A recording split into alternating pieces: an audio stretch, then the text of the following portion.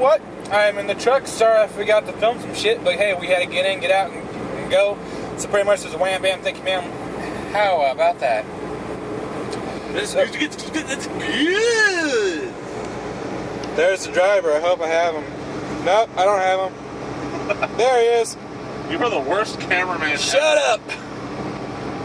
So there's John. We are heading for Indianapolis, south of Indianapolis actually, to Greenwood. Not going to tell you the company we're going towards because I don't want to get sued. So let me just tell you this right now. This truck is a lot smoother ride than both John and I probably thought that there would be. Hardly any bump. And we're not doing a review of the truck. Okay, fine. No review of the truck. Seriously, if we were doing a review of the truck, I'd already have one complaint. I don't have a stick shift. Oh yeah, one of the best things about this truck is there's no stick. You see that little dial right there? That's automatic. That's an automatic gear shifter, which means you don't have to fucking worry about a thing. Yes, it's starting the trucking industry and the steering wheel holders. So right now we're heading into St. Louis. Jeff Fabiano, this is your neck of the woods, sorry. Sorry for raping your town, but you know, we're just going through.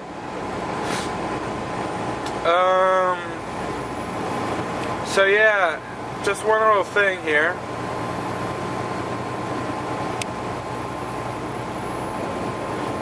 If you can read that, you are lucky. That says Thrift Shop Divas.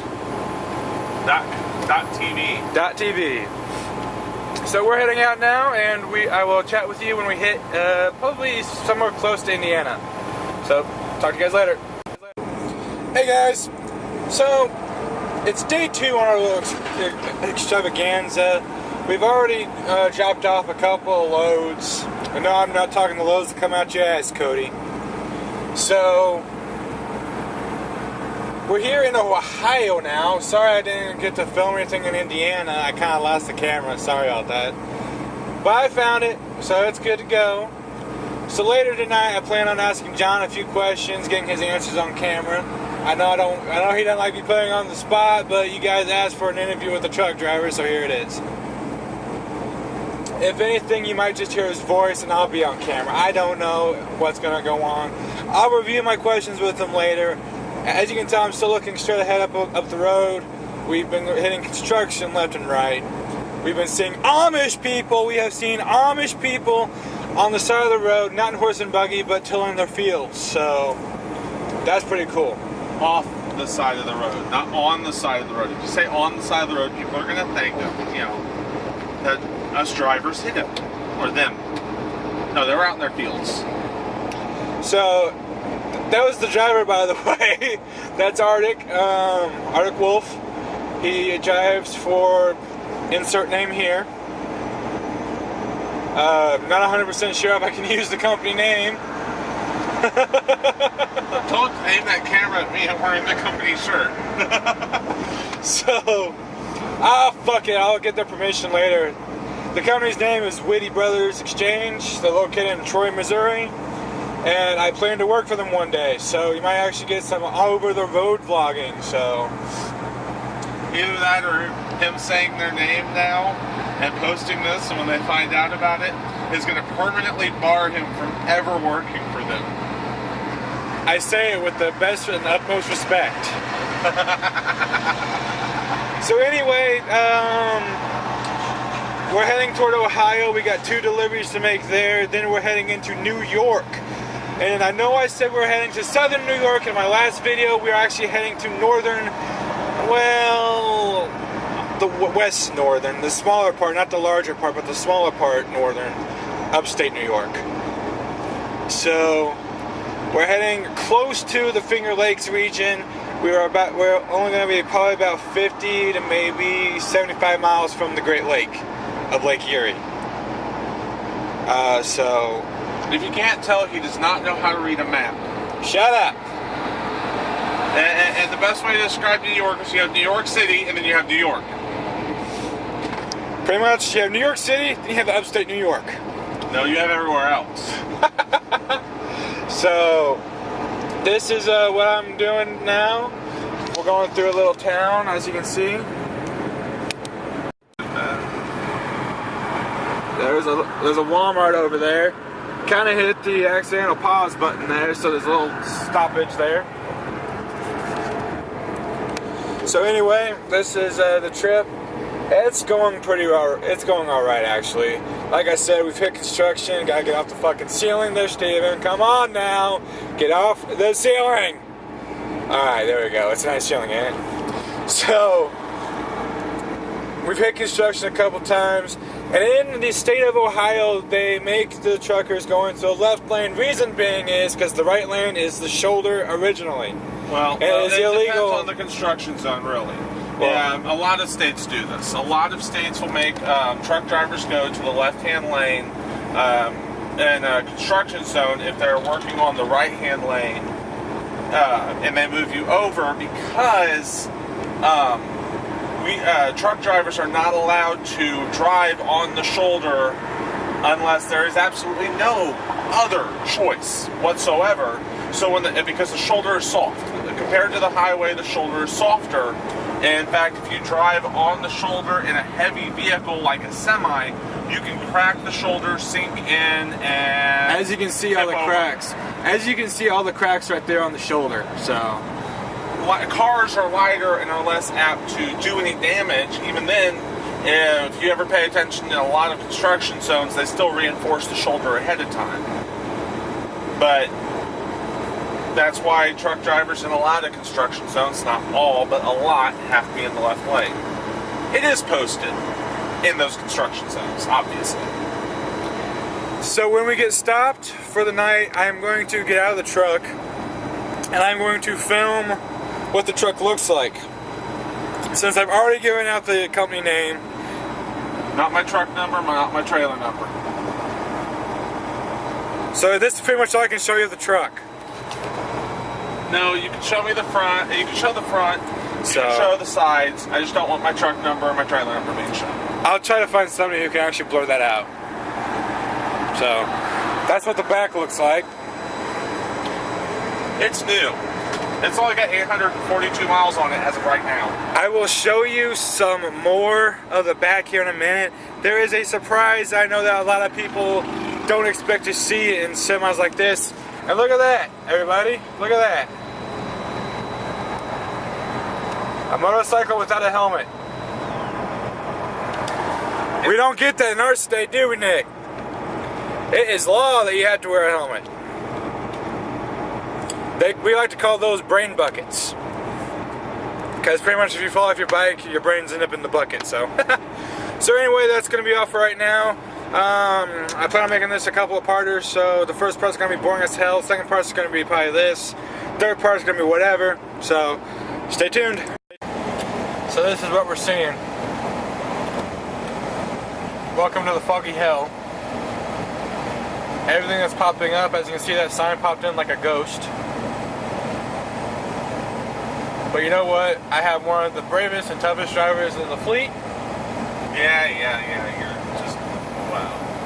No, this is normal. Yeah, we're in Ohio. No, we're not. Hold on. I was about to correct myself, shut up.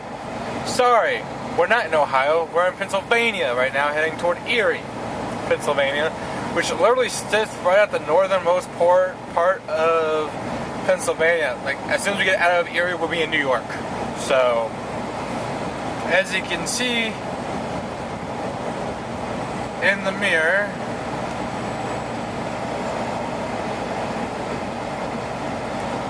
that's what the outside of the truck looks like.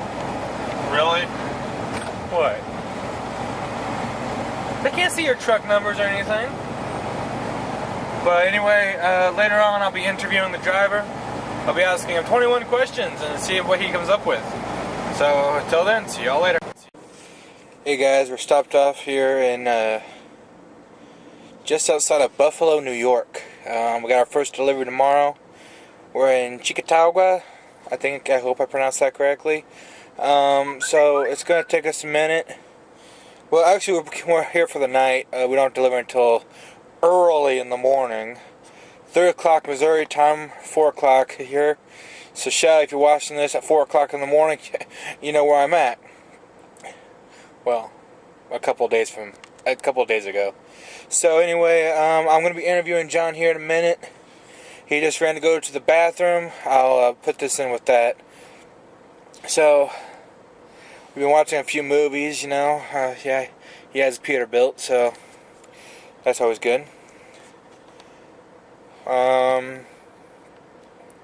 Not much of anything else really to report, except for, we got 2 deliveries, one literally about a mile away from here, the other about 4. Then we're heading up to, don't help me here, Holly, New York, which is literally a couple of hours drive, I guess, from Finger Lakes. That's what I hear, at least. So, with that being said, until the interview happens, talk to you guys here in a minute. Okay, so John, I'm now recording. This will be edited out. So, first question. What made you decide to be a truck driver? The money. I worked at a store prior to being a truck driver. Well, going through and becoming a truck driver. I worked in retail. Not going to say the company name strictly because they're big enough to get on to people, and they don't like people saying anything bad about them on social media or anything like that. Well, I'm not saying anything bad. I still don't want to say their name. Okay. I can just insinuate. Okay, so with the whole training process, exactly how long does it take? What's all involved? If you can get into any details about what I'm likely to face since I'm going to go through that. Well, truthfully, how long it takes does depend on the person. Most schools tend to do 4 to 5 weeks. Some go longer, some go less. The ones who go less tend to be the worst schools. They just... Okay, sorry for the interruption there, folks. He was explaining to us on what the training was like and, what he went through and all that stuff. Go ahead, John. Okay. Training does typically tend to take 4 to 5 weeks before you get your CDL. Depending on the company, yes, there are some that can push you out quicker, 3 weeks or less. There are probably some that'll teach you everything you need to as roughly as they can to get you to pass on your first week.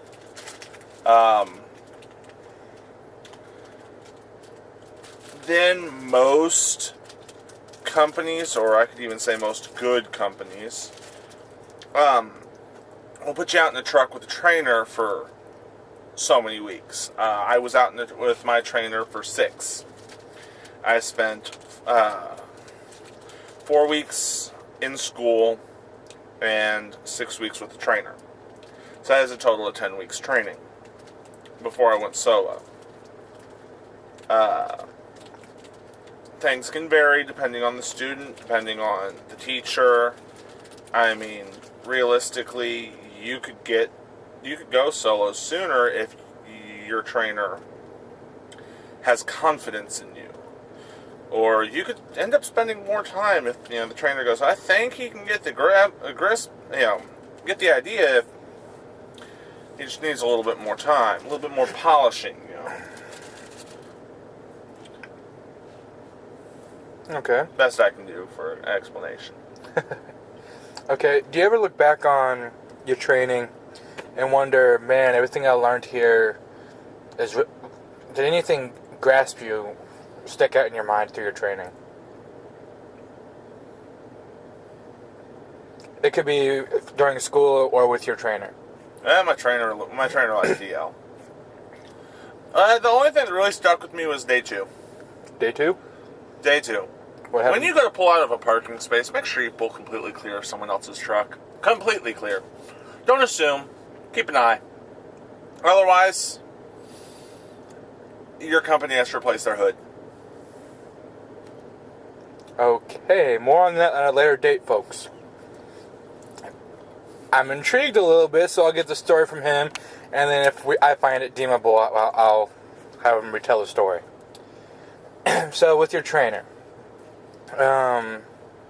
would you like to give his CBU handle or what? Well, the guy who trained me himself will say he's not a trainer. CB handles Red Rose. And you told me some stories about you and Red Rose. Like, you fell asleep on the top bunk, which is a federal no-no. Or a law no-no, I should say. I didn't fall asleep. He told me to get down before I fell asleep. He moved the trap a couple times while I was up there. But I woke up quick enough and climbed down. There was nothing. We were still in the parking lot. Yeah.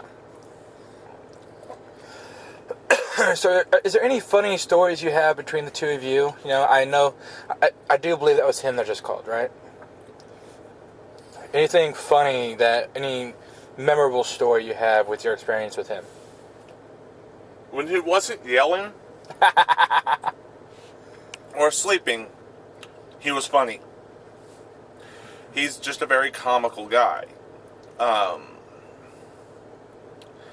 He loves to do small little jokes, really stupid jokes, like, why was the baby strawberry so depressed? Because her mom was in a jam.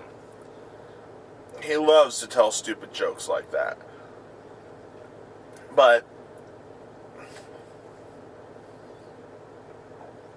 probably the most memorable thing that was anything but funny was when he was driving, because I have an innate fear of being in a vehicle when someone else takes a curve. I have an innate fear of it because my wife, well, I'll attest to that one. I was there. She instilled that fear in both of us. Would you like to elaborate on that one? I don't think they're probably right now scratching their heads. When a car is coming like this and goes around a curve, most of the time they go this way. Or if you're going to lose control, you go off.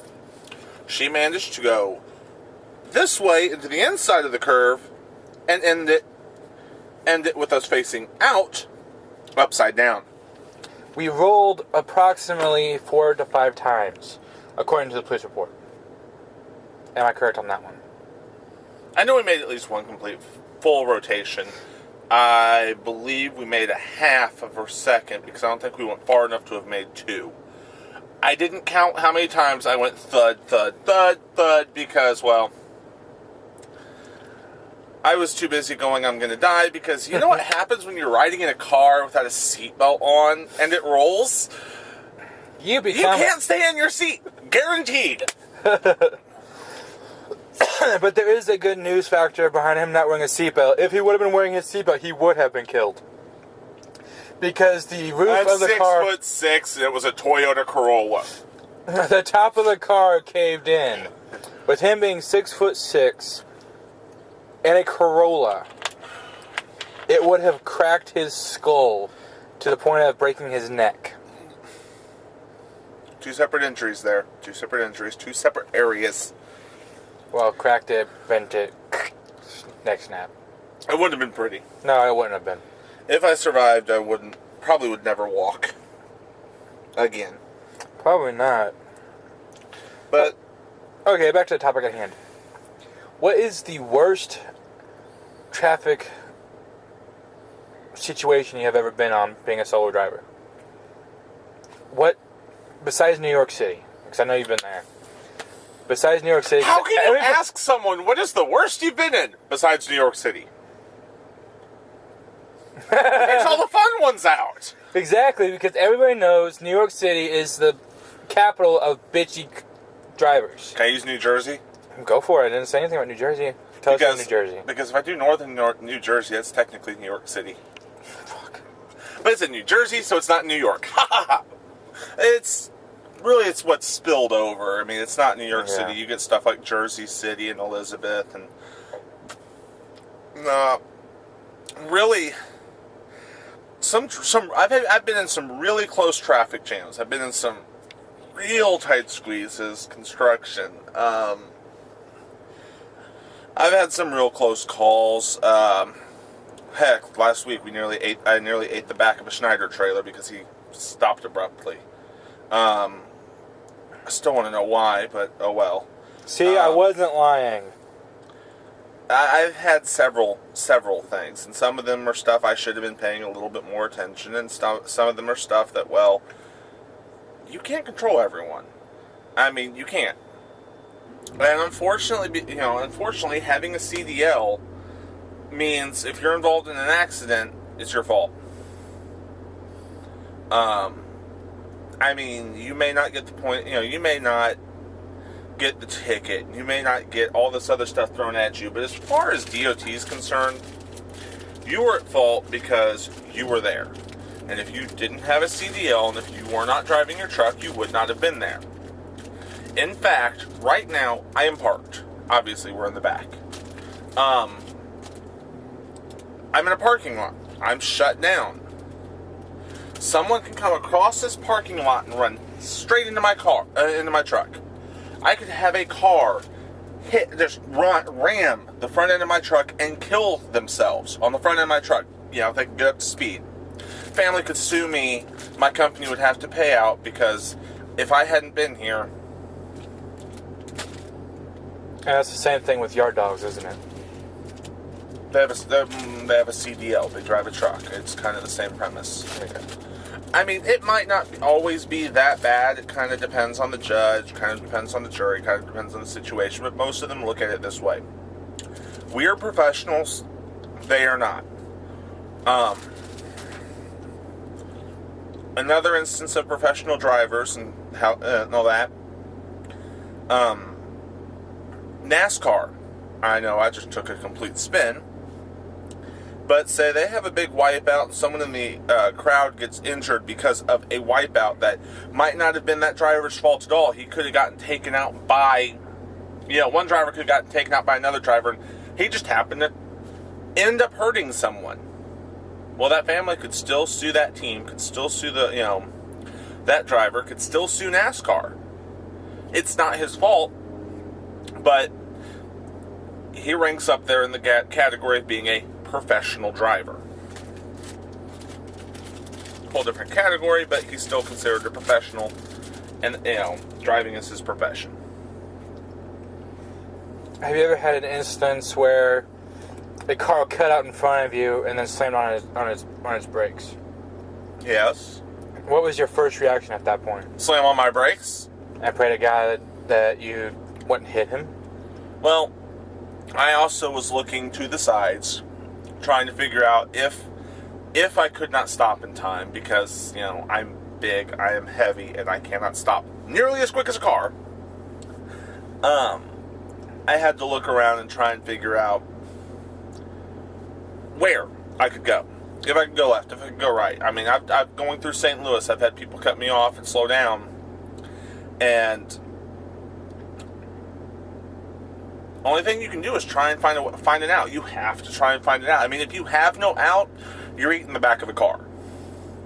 Driver's gonna get pissed. Why didn't you stop? Why'd you cut me off? Why'd you slam your brakes in front of me? But, whoop-de-doo. Yeah, it's like when most cars, they think trucks can stop on a dime, but they can just stop like a car can. How much weight can you hold at one time?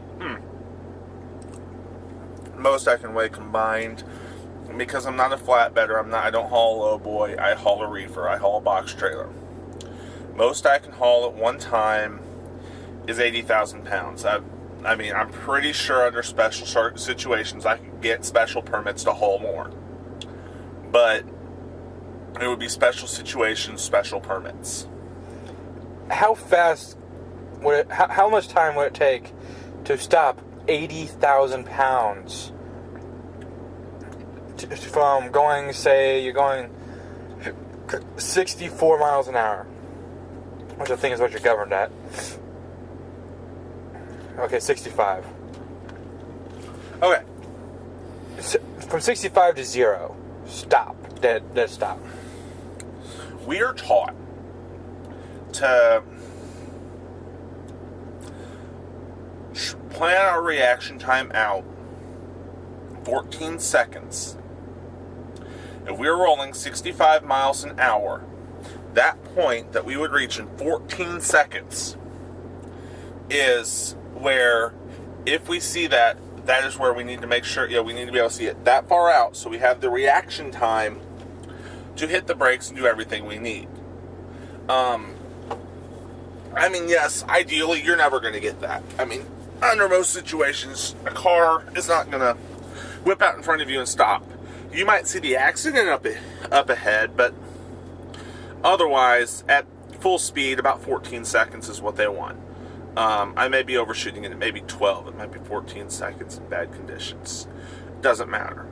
As far out as you can see is ideal. The only problem is that's not ideal. I cannot tell you exactly how. I've never had to bring myself from 65 to a complete stop and had the ability to map out how long it took or how much time. I can just say that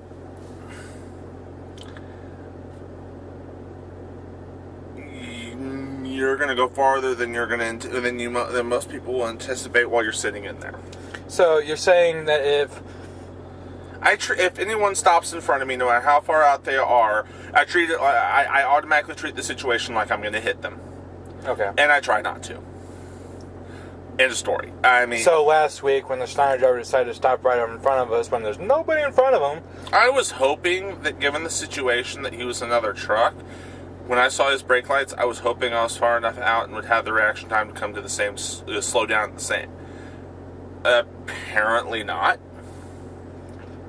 But the situation pretty close. It was pretty close. Explain that situation better than I did. Because I explained it and I kept saying the F word a lot. I had to put a freaking parental advisory on my last video, so. Okay, basically the whole thing was going as we were heading down, up the highway.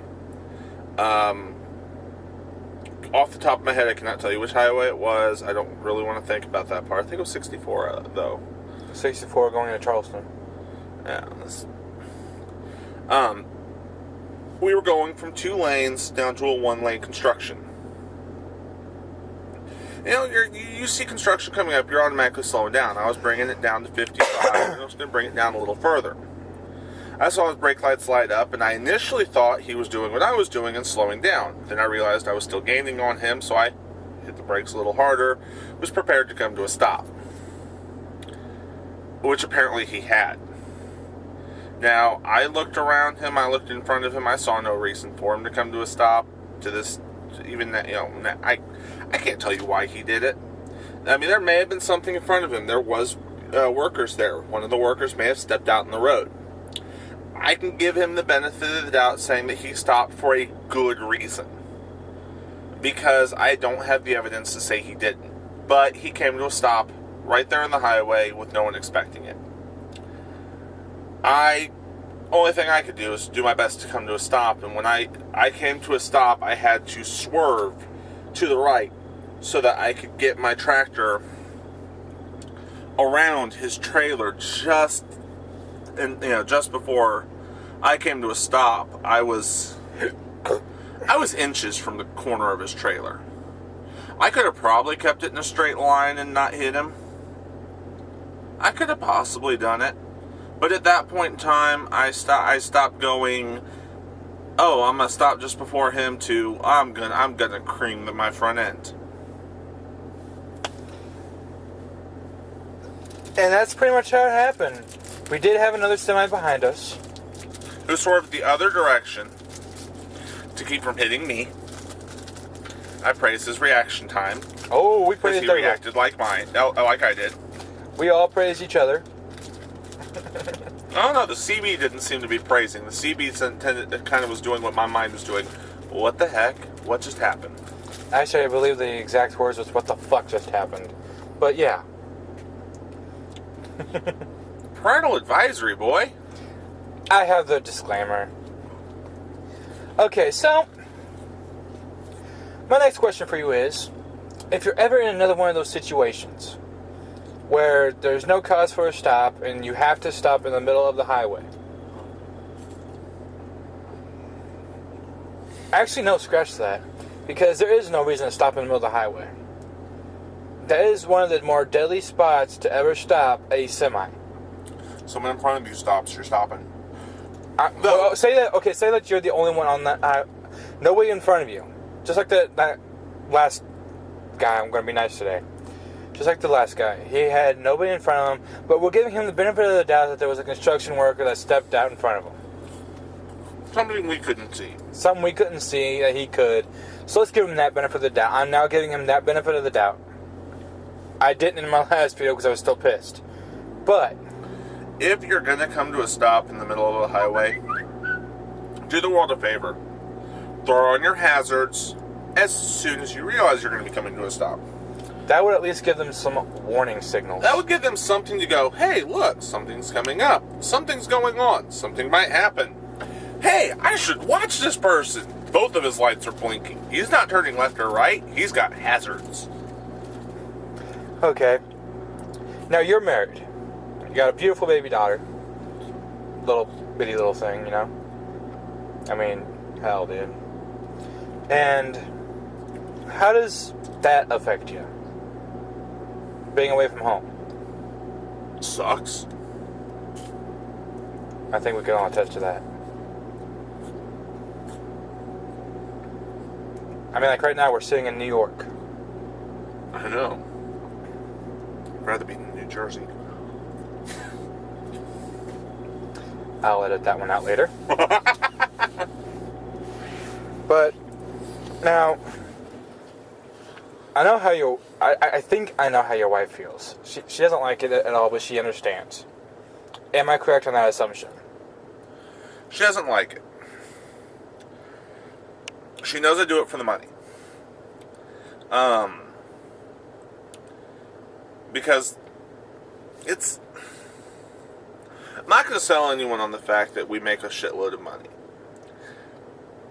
I mean, especially when minimum wage goes up, we don't get a raise. When suddenly everybody goes, hey, look! Hey, we're making... What are they pushing for now? $10 an hour? I think we're at 7 something now, or 8. I don't know. I really don't care. I think it's bullshit, and but politics aside. When minimum wage goes up, my pay doesn't go up. All the bills that I've got to deal with doesn't go up unless the company decides to raise my pay. Base pay for most companies that aren't like doing their best to try and get people to come to them. Base pay for brand new or inexperienced drivers, 32 cents a mile. Typically, it's not well-rounded, it's not the best number to shout out, but most of the time, 32 cents is about where the rough average is for a new rookie. Starting out. A rusty veteran who hasn't driven in a few years. 32 cents is the base thing. I mean, yes, when you think about it, 32 cents a mile, I average 200 miles, 2,000 miles a week on average. So we're looking at, $640 plus all the extra stuff I get paid for. That's pretty decent. Then you subtract tax. You're thinking at least $500 a week. Give or take. Which is nice. But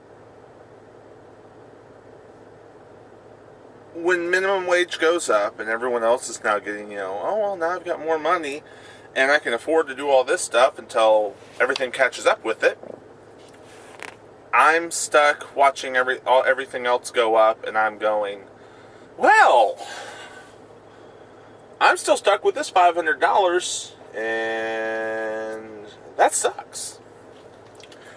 I know we jumped slight topics there. Bear with me on that stuff, but You're fine. yeah. I don't want to ever sell anyone on the fact that truck driving is the best paying industry in the world. Well, obviously it's not the best paying, but it's not. I'm not wanting to sell anybody on the fact that it's great pay, it's nice pay, it's good pay. I won't say that I don't like the pay. It's nice pay. But there is better. And if you can get into something better, unless you really like to travel, like apparently my dad does, I'd stick away from it.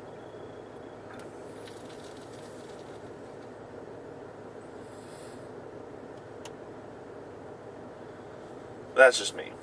And no, ladies and gentlemen, he is not getting high in front of you. Explain to them what that is. I shouldn't need to.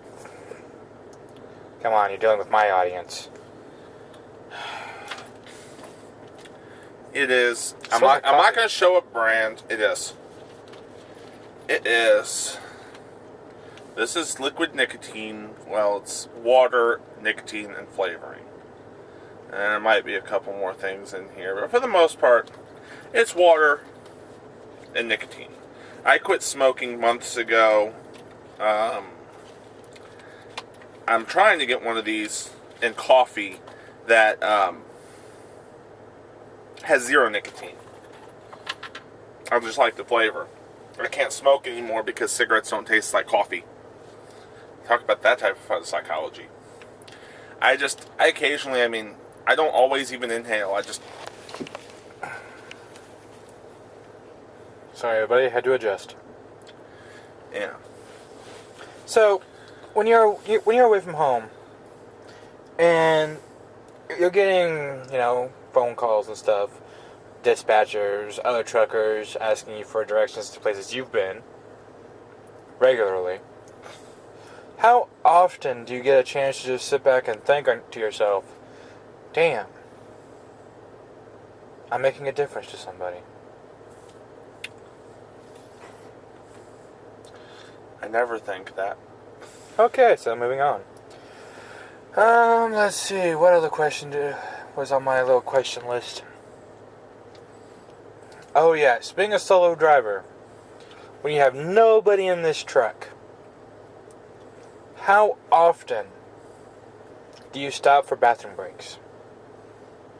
How often do I have you small-bladdered people? Oh, okay.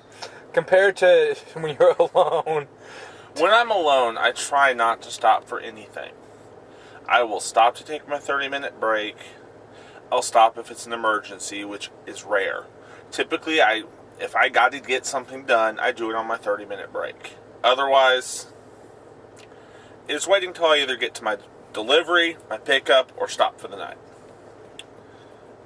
That's just the way I am. I don't like to stop. Once I get rolling, I don't want to stop unless it has a reason, because that eats up my day, which if it eats up my day, I get wherever I'm going later. I don't like to get anywhere I'm going later, so... And how often would you say you stop when you have one of the small bladder people? About once every 50, 100 miles? Every 2.5, 3 hours. I stop about 2 or 3 times more a day than I should. Sometimes you just can't help it with the small bladder people unless you want your seat wet. I remember last week when I had to piss on a bottle. That was fun. I was going to say, there's always a bottle. There's that was always fun. that extern. Hey. Sometimes, you got to do what you got to do. Yeah. It was weird. So I've been interviewing you now for almost 30 minutes, and I think I'm just about done. I do have one question for you. Any words of advice to future truckers out there? Stay in school, go to college, and get a different profession.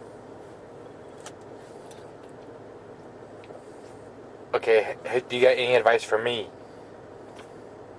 Since I'll be shortly, soon enough, going to try to do this. Get back in school. Go to college, find a different profession.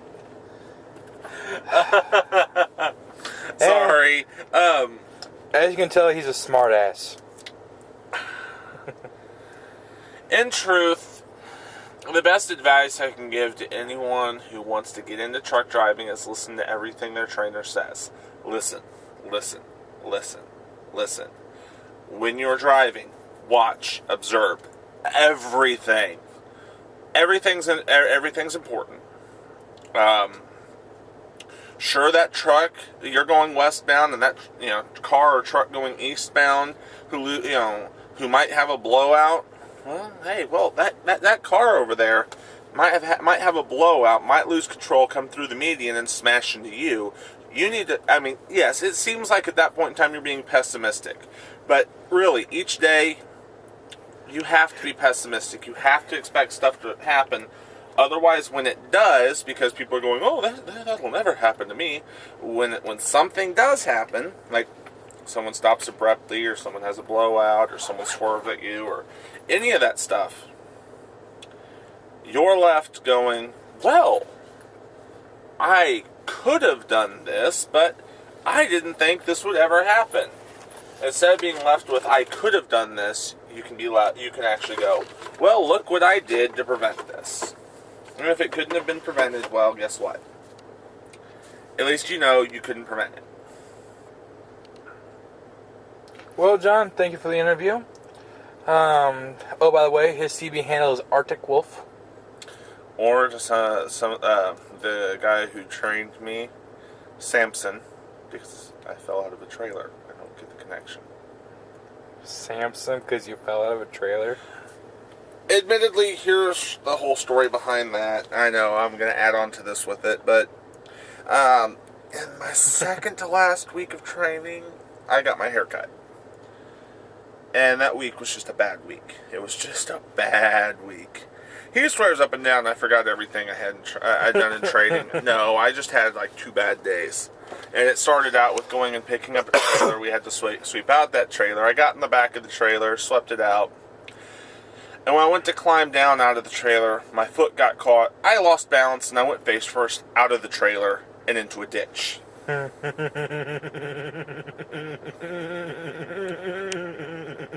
My week did not improve. Well, he made the connection. Samson, like in the Bible. Hey, he got his hair cut, became weak. I got my hair cut, forgot everything, and fell out of a trailer. Samson, it is. And then I finally got some of the others convinced that Arctic Wolf would be better. So now they call me, depending on the day, it's either Samson, Arctic Wolf, or Samson the Arctic Wolf. Okay. Sorry, I had to try to keep that laugh in, but some of the sound might have came through because of the whole connection there. So, without further ado, everybody, this is going to be the end of this interview. This is going to be, I think, part 4. Or how I just might run them all together. I don't know. So, till next time, guys, I am Chewy. See you later.